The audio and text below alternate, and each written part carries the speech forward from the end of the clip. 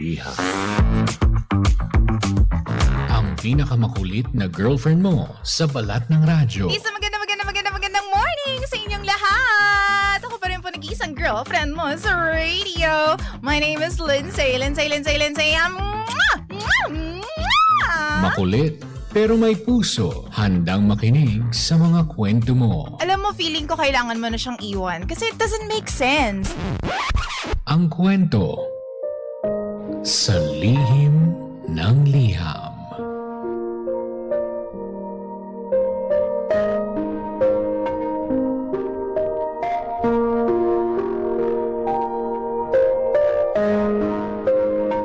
Mahal kong Lindsay.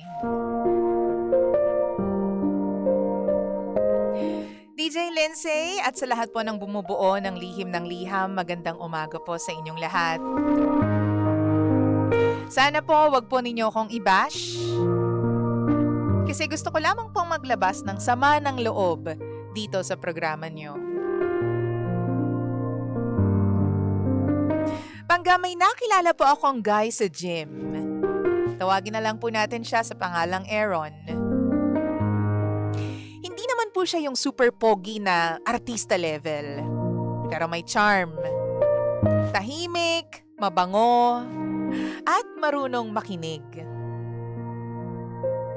Nagsimula kami sa simpleng tanong niya kung tapos na ba ako sa treadmill. Tapos naging small talk. Hanggang sa naging chatmates na kami. Nung una, wala naman talaga yun, DJ Lindsay. Pareho kaming galing sa breakup. So ang sabi ko sa sarili ko, chill lang. Kumalma ka lang. Ayoko mag-assume. Pero kasi DJ Lindsay, ang hirap hindi mag-assume kapag araw-araw kang kinakausap ng tao. Simula good morning hanggang good night. Alam niya yung buong schedule ko. Alam niya kapag may deadline ako sa work. Alam ko rin kapag may client meeting siya, kapag rest day niya, kapag bad trip siya sa boss niya. Minsan, magkatawagan kami habang nagluluto ako ng dinner. Minsan sabay kami kakain after gym. Hindi naman siya nanliligaw formally. Pero halos lahat ng bagay na ginagawa ng nanliligaw, ginagawa niya sa akin. Nung birthday ko, nag-surprise siya ng maliit na cake sa parking ng gym. Sabi niya, well, base sa sinabi niya, naalala raw niya ako. Ang sabi ko daw kasi noon, ayoko ng crowded celebration. So doon ako kinilig. As in, sobrang kilig, DJ Lindsay. Kasi kahit casual lang kaming dalawa, he remembered. Yun nga lang, ito po yung catch, DJ Lindsay. Every time na may topic about label, bigla na lang siyang umiiwas.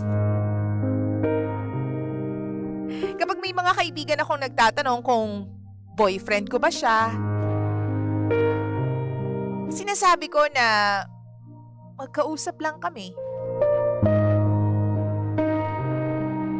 Nakakahiya minsan kasi parang ang tanda ko na para sa ganong sagot. Parang hindi na angkop, hindi na bagay sa akin. Pero yun talaga eh. Wala naman siyang binibigay na malinaw sa akin. One time pa may office mate akong nagaya sa akin na magkape. Harmless naman. Tapos nabanggit ko yun kay Aaron kasi sanay akong nagkikwento sa kanya. Alam mo, DJ Lindsay, bigla siyang naging cold.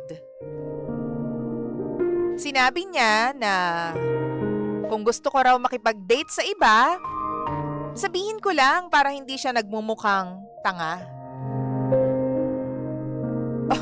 Doon ako nalito. Kasi paano siya magmumukhang tanga kung wala naman kaming label? So, tinanong ko siya kung ano ba kami. Hindi naman kasi ako demanding eh. Hindi naman ako nanghihingi ng kasal or forever from him. Gusto ko lang malaman kung nasa same page ba kami.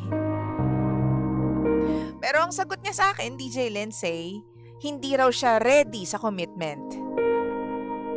Pero ayaw niya raw akong mawala.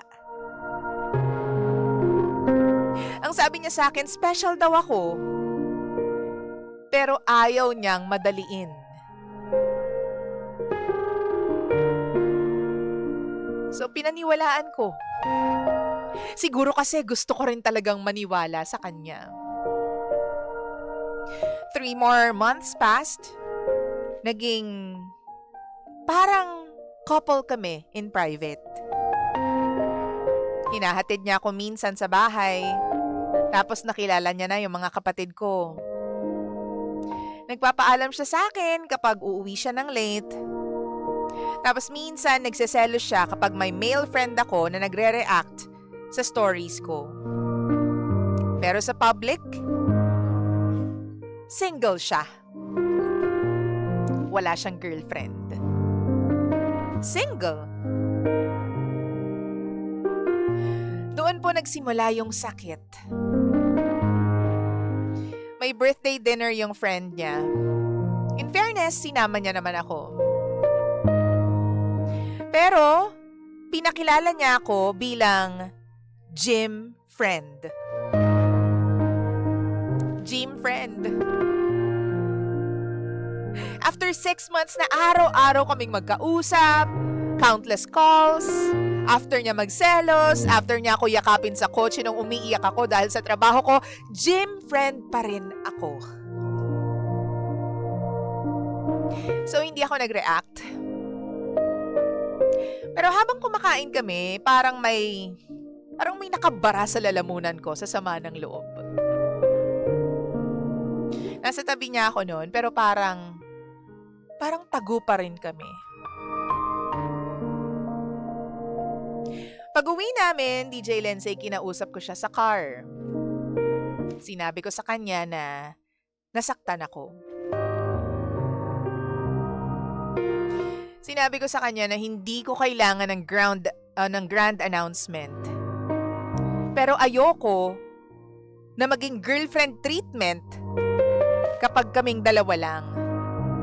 Tapos stranger treatment kapag may ibang tao. Tumahimik siya.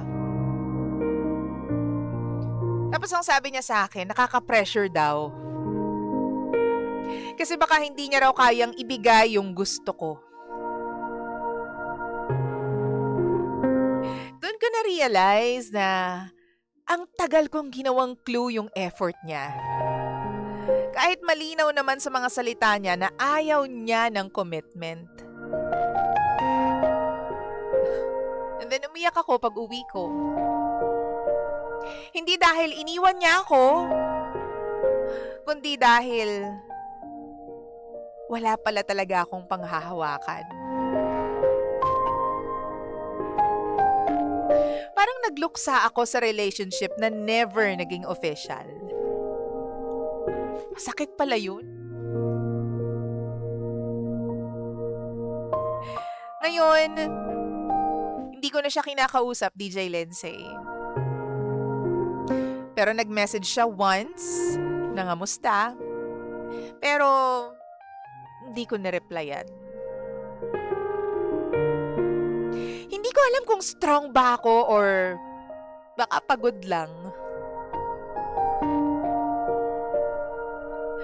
Pero ang tanging alam ko is, ayoko nang maging special sa gabi. Tapos, single sa umaga. Ayoko nang hindi malinaw at ayoko nang tinatago ako.